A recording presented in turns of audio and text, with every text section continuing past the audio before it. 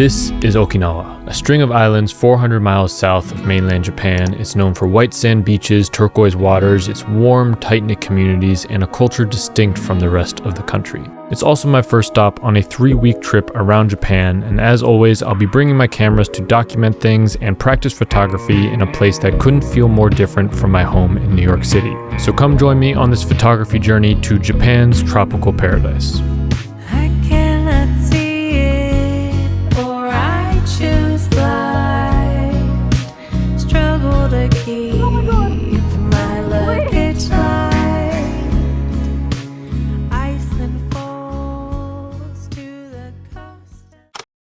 So as if Okinawa itself wasn't enough of a getaway, we actually decided to spend most of our time on a small, quiet island called Zamami. So after a quick morning run and breakfast in the capital city of Naha, we hopped on a 90-minute ferry ride west. Hey guys, made it to Japan. First time been back here in like 2 years or so it's nice to be back. Just arrived in Okinawa last night after a long day of travel. We are now on the ferry to Zamami Island to hopefully get some nice relaxing beach time. Yeah, excited to take you guys along with me. Boat rides can often make for some interesting photos since you have a lot of unique elements to play with, whether it's the views of the water, the people, or the way the light shines onto the boat. The first thing that caught my eye was the 3 workers on the back of the boat. I knew there was potential as I liked how their warm brown uniforms popped against the cool blue and green tones of the deck and water.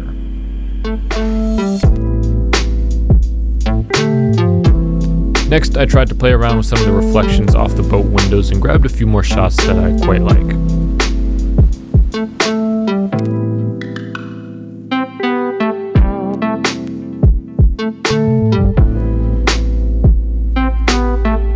I think this one came out pretty nice. You've got a clean island view on the left and then leading lines down the side of the boat to the end with the 2 people standing in the light. There's also a nice reflection on the windows to the right. Here's another angle I took with my film camera.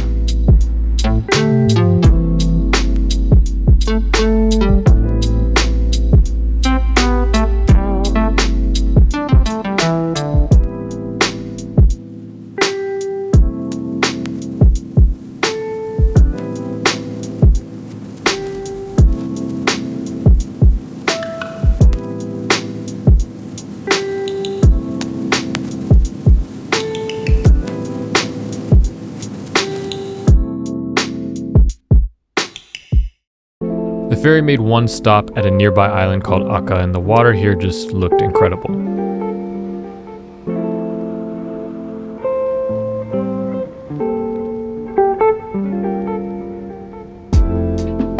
These 2 guys fishing immediately caught my eye, so while the boat was parked, I grabbed a couple shots. I would have liked to get some closer shots of the fishermen, but at 35mm, you really get a sense of the scale by capturing more of the surrounding environment.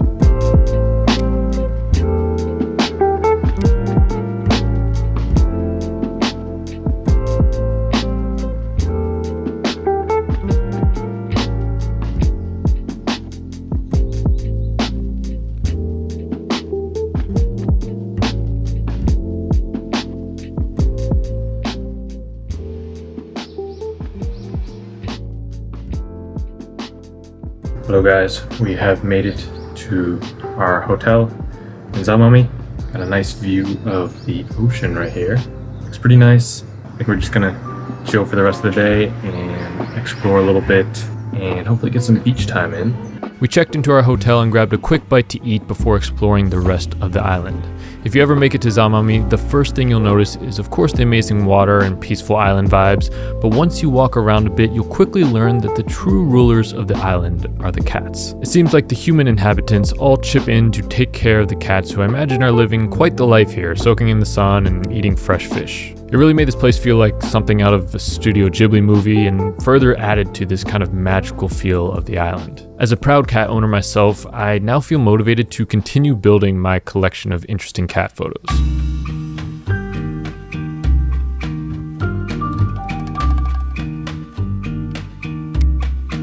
Hey guys, we're at Furuzamami Beach here in Zamami Island. Very nice.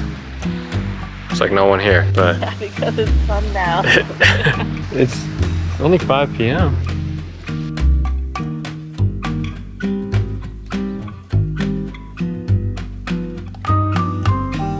We made our way over to Furuzamami Beach to get some late afternoon sun and relax after a couple days of long travel.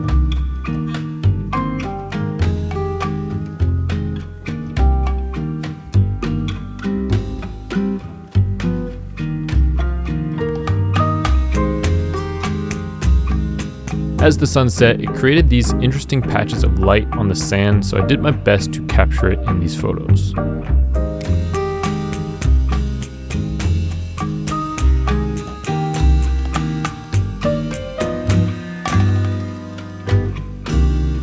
After beach time, we rented a couple scooters and made our way up to an observation deck for sunset.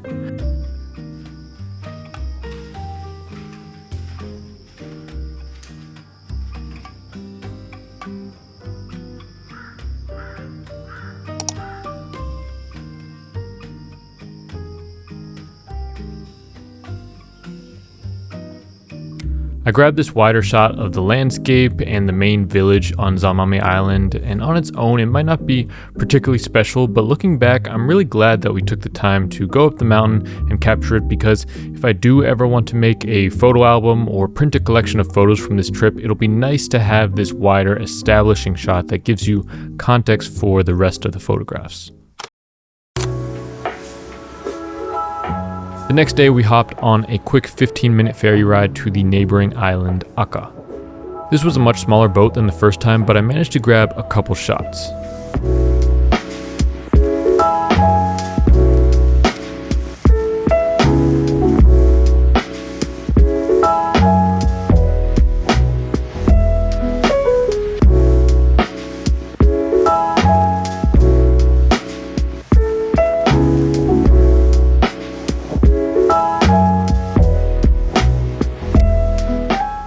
This island was even quieter than Zamami, and we honestly struggled to find a restaurant or anything that was open, since I think we were a bit early in the season. Eventually we stumbled on this tiny food stand selling mekajiki, or swordfish, that was honestly really good, and I imagine the owner may have recently caught it himself. While we indulged in our breakfast, I noticed these pops of red with the vending machine and the storefront sign, so I grabbed a couple shots.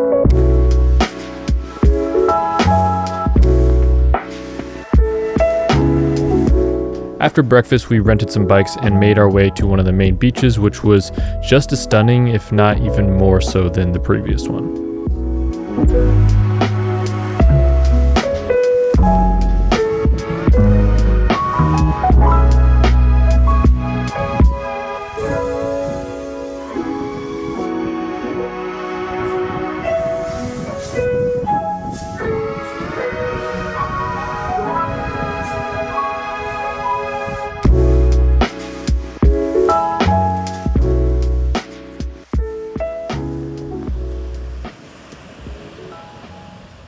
Next, we gradually made our way into the water for a quick snorkeling session. This was my first time trying to film video underneath the water, so I wasn't really sure how it would go, but I think the footage came out pretty cool.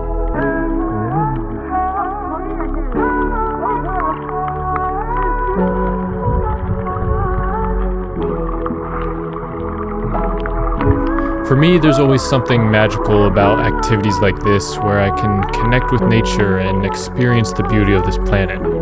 For whatever reason, seeing this entire world under the sea makes me reflect on my own life and remind myself of what truly matters to me. It puts things into perspective and helps me forget about the artificial micro stresses that often infect our modern lives.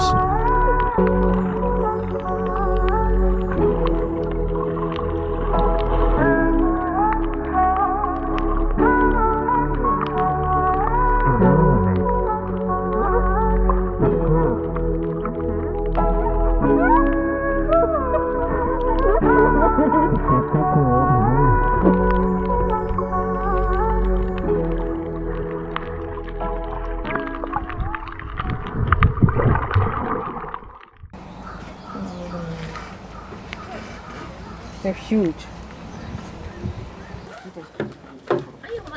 We grabbed a much needed lunch at the food stand by the beach, and honestly this curry was maybe one of the best that I had the entire trip. So good.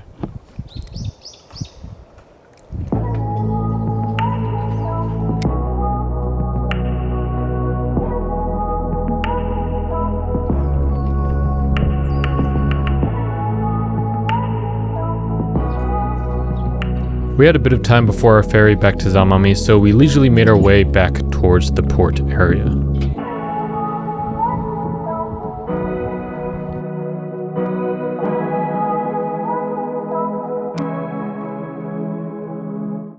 At this point, the jet lag was definitely kicking in, so we were pretty tired, but had about half an hour before the next ferry, so I took the opportunity to take a little stroll around the port area to take some more photographs.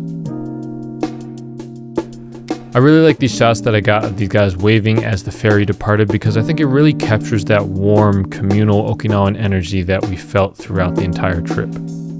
One of the unique features of Akujima are these long bridges that connect the main island with several other smaller islands, so you can actually drive or bike between the different islands. So that was kind of our initial plan for the day, but after the snorkeling and the jet lag, we were pretty tired and hot, so figured that we'd save it for another trip.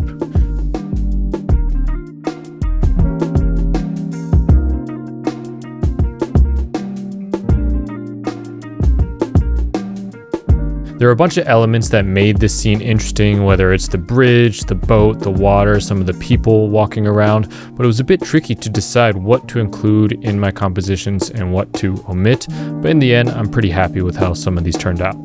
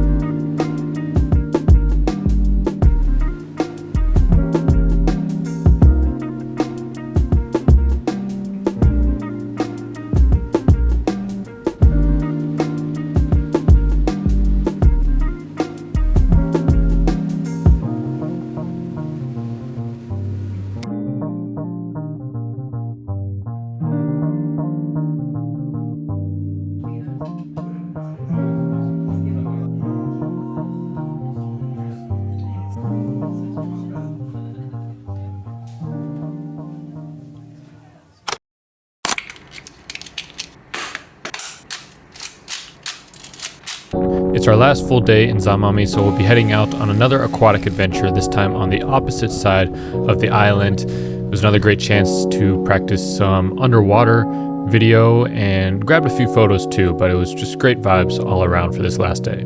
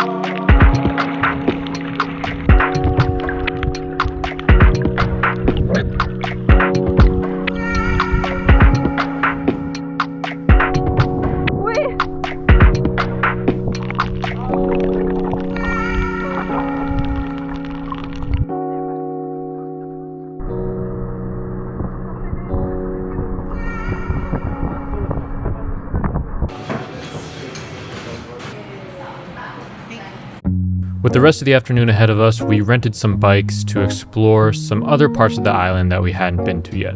One of the tricky parts about traveling as a photographer, especially when you're with family or friends, is knowing when to pull out the camera and document the moment versus when to just stay fully present and enjoy the vibes. It's important to be considerate of the other people that are with you and recognize that you're not going to be able to capture everything that you might want to, and that's okay. But this is still definitely something that I'm working on, as it's very easy for me to just get lost in a flow state anytime I'm behind the camera. That being said, the more practice you get, the faster you'll become at not only operating your camera and quickly tweaking the settings, but just spotting compositions and capturing those decisive moments when they do come your way.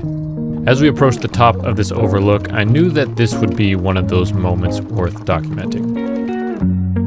Oh.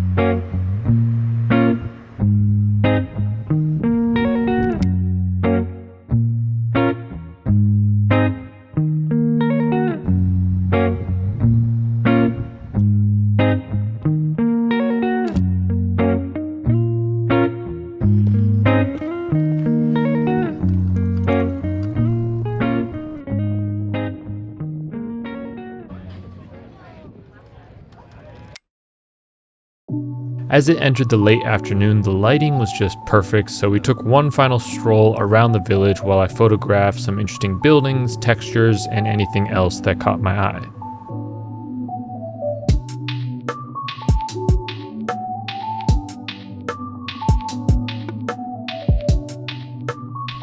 There's a few different elements of this one that I really like. First of all, the lighting is creating some interesting shadows. You have the clean kind of geometric one on the road in the foreground, plus the shadow of the power lines that really pops against the white of the building. And then of course you have the bright red vending machine that sticks out nicely against that off-white wall. And then lastly, I really like the trim on this building. It's kind of this muted orange sort of clay color. It kind of reminds me of a lot of the roofs that you'll see in places like California, but it complements that red nicely without overly matching it.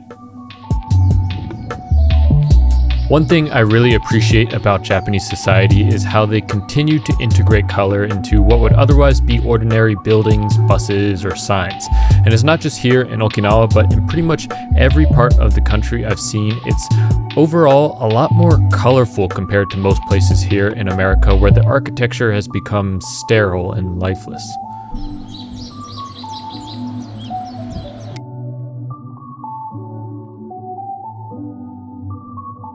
I like this one quite a bit. It's not the most balanced composition and there's a lot of green kind of taking up the frame, but the fact that I was able to capture these two older ladies on either side of this fork in the road was pretty cool in my opinion. We concluded our time in Zamami with this very satisfying yakiniku dinner.